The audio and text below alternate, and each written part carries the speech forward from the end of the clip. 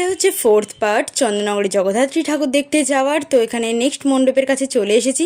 প্রথমেই ভোলেনাথকে দেখে নিয়ে বাপ্পাকে দেখে তারপরে জগদ্ধাত্রী ঠাকুরকে দেখলাম, দেখে জাস্ট চোখটা জুড়িয়ে গেল। তারপর এখানে দেখো কি সুন্দর একটা ঝর্ণা মতো ঝরছে, খুব সুন্দর লাগছিল, অনেক ফটো তুলে তারপর লাইটিং দেখতে দেখতে পরের মণ্ডপে গেলাম। এখান থেকে বেরিয়ে লাইটিং দেখতে দেখতে আবার এগিয়ে যাচ্ছি। এখানকার লাইটিং দেখলে জাস্ট চোখটা জুড়িয়ে যায়।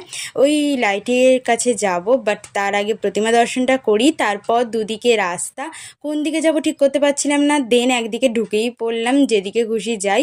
তারপরে দেখছি এখানে হাওয়াই মিঠাই বিক্রি করছে অনেক, বাট তার আগে ঠাকুরকে দেখে নিই। দেখে তারপরে এখান থেকে বেরিয়ে মেজমাকে দেখলাম, এখানে ভোগ দেওয়া হচ্ছিল। তারপরে পরের মণ্ডপে ঢুকলাম। এখানে মনে হচ্ছে হাতিরই থিম করেছে কিছু একটা, কারণ প্রচুর হাতি এখানে রাখা আছে। তারপরে এখানে মণ্ডপে ঢুকে যাচ্ছি। পরের পার্টে দেখাবো সোনায় মরা ঠাকুরকে। সাবস্ক্রাইব করো তার জন্য, থ্যাংক ইউ।